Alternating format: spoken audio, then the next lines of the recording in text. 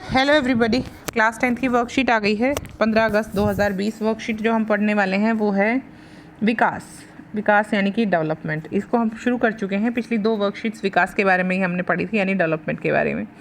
UNDP United Nations Development Programme यानी कि संयुक्त राष्ट्र विकास कार्यक्रम द्वारा प्रकाशित रिपोर्ट यानी कि पब्लिश्ड रिपोर्ट देशों के बीच विकास की तुलना किस किस ढंग पर करती है, किस किस बेसिस पर करती है। पहला है शैक्षिक स्तर, किस चीज़ पर करती है। पहला उनका क्राइटेरिया शैक्षिक स्तर, स्वास्थ्य स्थिति दूसरा क्राइटेरिया है, प्रति व्यक्ति आय तीसरा क्राइटेरिया है। तीनों आधार पर वह करती है। यानी कि ह्यूमन डेवलपमेंट रिपोर्ट जो बनाई जाती है हर साल, किसके द्वारा? यूएनडीपी द्वारा, यानी संयुक्त राष्ट्र विकास कार्यक्रम द्वारा, यूनाइटेड नेशंस डेवलपमेंट प्रोग्राम द्वारा एक ह्यूमन डेवलपमेंट रिपोर्ट, मानव विकास सूचकांक बनाया जाता है और वो इन तीनों पर आधारित होता है, शैक्षिक स्तर पर, स्वास्थ्य स्थिति पर और प्रति व्यक्ति आय के आधार पर। प्रत्येक वर्ष प्रकाशित होने वाली इस रिपोर्ट को मानव विकास सूचकांक भी कहते हैं। यह विकास की एक अधिक अच्छी जानकारी देता है। उदाहरण के लिए कुल राष्ट्रीय आय में श्रीलंका से बहुत आगे होते हुए भारत इस सूची में बहुत पीछे है, क्योंकि श्रीलंका में प्रति व्यक्ति आय, शिक्षा की उपलब्धता और औसत आयु यानी कि अच्छी स्वास्थ्य सेवाओं को दर्शाने वाली जो स्थितियां हैं वो भारत से बेहतर हैं। उसी तरह भारत में प्रति व्यक्ति आय में बेहतर होते हुए भी पंजाब सामाजिक सूचकांकों, जैसे कि पंजाब पीछे है क्योंकि पंजाब में शिशु मृत्यु दर बहुत ज़्यादा है, साक्षरता दर बहुत कम है, और केरल में दोनों चीज़ें बहुत अच्छी हैं जबकि केरल में प्रति व्यक्ति आय बहुत कम है। ऐसा केरल में सार्वजनिक सुविधाओं के कारण, जिसमें प्राथमिक स्वास्थ्य केंद्र, सरकारी स्कूलों की आदि की बेहतर उपलब्धता की वजह से है। ठीक है बच्चे, तो यहाँ पर कंपैरिजन दिखाया गया कि क्या क्या होने से क्या क्या चीज़ें होती हैं सिर्फ आय से। हमने पहली ही वर्कशीट में पढ़ा था कि डेवलपमेंट यानी विकास सिर्फ आर्थिक नहीं होता है, आर्थिक और सामाजिक दोनों तरीकों से किया जाता है विकास, वही असली विकास माना जाता है। तो यहाँ पर हमने देखा प्रति व्यक्ति आय के साथ साथ यूएनडीपी यानी कि संयुक्त राष्ट्र विकास कार्यक्रम में ये दो चीज़ें और जो देखी जाती है, जिसमें शिक्षा का स्तर और स्वास्थ्य स्थिति, जो कि दोनों सामाजिक तरीके से एक सामाजिक सूचकांक का महत्वपूर्ण हिस्सा बनाती हैं विकास को। मानव विकास सूचकांक कैसे प्रति व्यक्ति आय के मुकाबले विकास की तुलना में बेहतर है। चलिए इसको लिखने की कोशिश करते हैं। मानव विकास सूचकांक कैसे प्रति व्यक्ति आय के मुकाबले विकास की तुलना में बेहतर है। चलिए लिखते हैं बच्चों।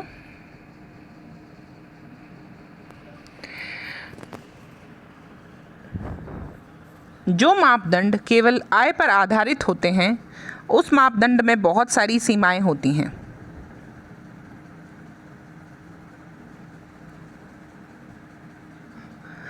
आय के अतिरिक्त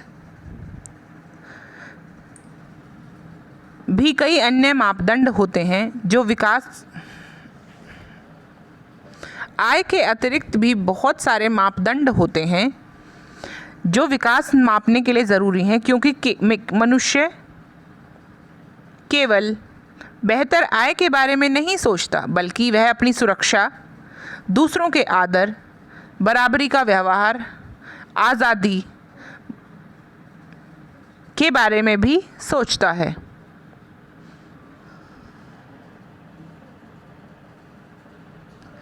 आय से भी ज़्यादा महत्वपूर्ण होती है सामाजिक सुरक्षा। जिस जगह आप सुरक्षित महसूस नहीं करते और आपका समाज आपको आदर नहीं देता, वहाँ पर अच्छी आय कमाने से भी कोई फ़ायदा नहीं होता।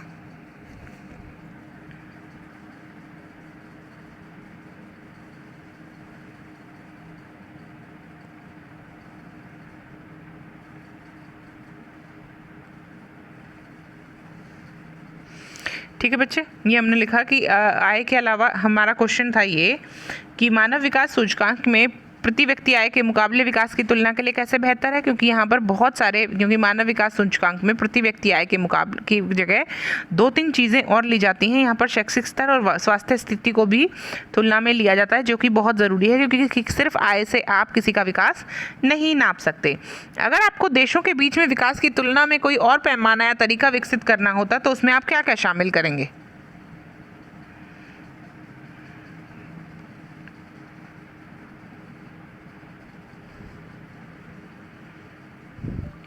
अगर मुझे यह मौका मिलता कि मैं विभिन्न देशों के बीच विकास की तुलना करने के लिए कोई पैमाना बनाऊं, तो मैं उस पैमाने में, उस मापदंड में लोगों के स्वास्थ्य, साक्षरता, जीवन स्तर, सामाजिक सुरक्षा, शिशु मृत्यु दर, साक्षरता दर, निवल उपस्थिति अनुपात, संसाधनों का सदुपयोग व सतत पोषणीय विकास, इन सभी मापदंडों के हिसाब से देशों को विकसित और विकासशील हिस्सों में बांटता। देखिए बच्चे, अगर हमें मौका मिलता तो हम क्या क्या लेते, देखिए, स्वास्थ्य, साक्षरता, जीवन स्तर यानी कि आपका स्टैंडर्ड ऑफ लिविंग, सामाजिक सुरक्षा, आप समाज में कितना सुरक्षित महसूस करते हैं, शिशु मृत्यु दर, हर 1000 बच्चे जो पैदा होते हैं क्या वो उसमें से कितने मर जाते हैं, साक्षरता दर, आपके यहाँ कितने लोग पढ़े लिखे हैं,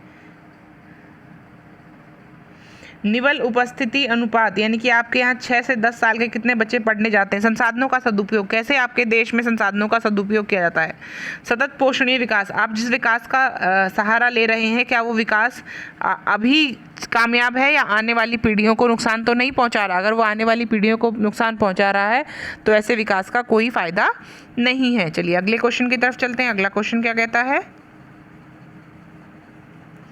सार्वजनिक सुविधाएं कैसे बेहतर विकास को संभव बनाती हैं। देखिए यहाँ पर भी लिखा है सामाजिक सुविधाएं कैसे बेहतर विकास को संभव बनाती हैं। लिखते हैं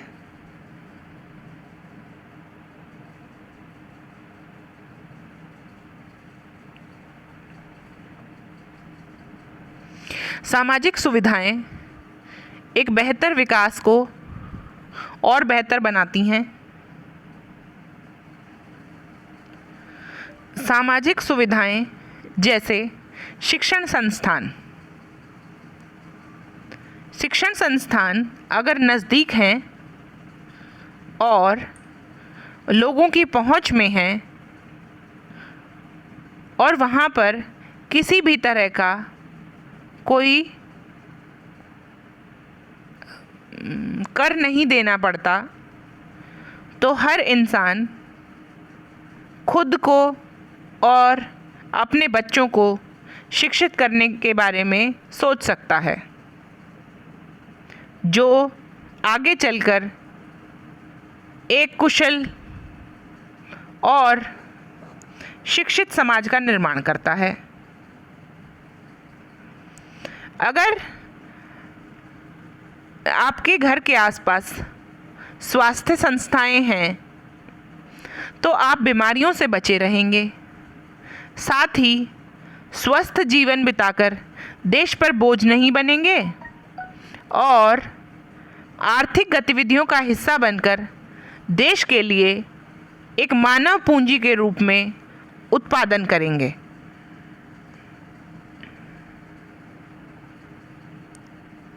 अगर बेहतर सड़कें होंगी, बेहतर सुविधाएं होंगी और बेहतर समाज होगा तो लोग खुद ब खुद बेहतर बनने की कोशिश में जुट जाएंगे। ठीक है बच्चे, ये हमने लिखा कि सामाजिक सुविधाएं कैसे आपके देश को और ज़्यादा, आपके समाज को और ज़्यादा बेहतर बनाती हैं। चलिए अब हम पढ़ते हैं अगला क्वेश्चन। अगला क्वेश्चन क्या कहता है, पिछले वर्ष का मानव विकास सूचकांक को इंटरनेट की मदद से देखिए और उसमें भारत का स्थान का पता लगाइए। चलिए मैं बताती हूँ।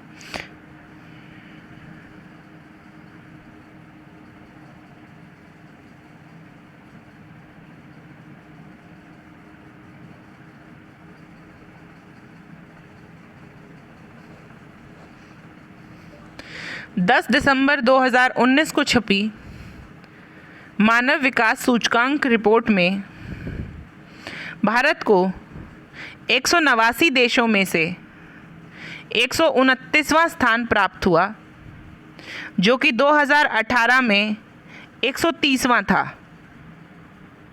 श्रीलंका जो कि हमारा पड़ोसी देश है 71वें स्थान पर है।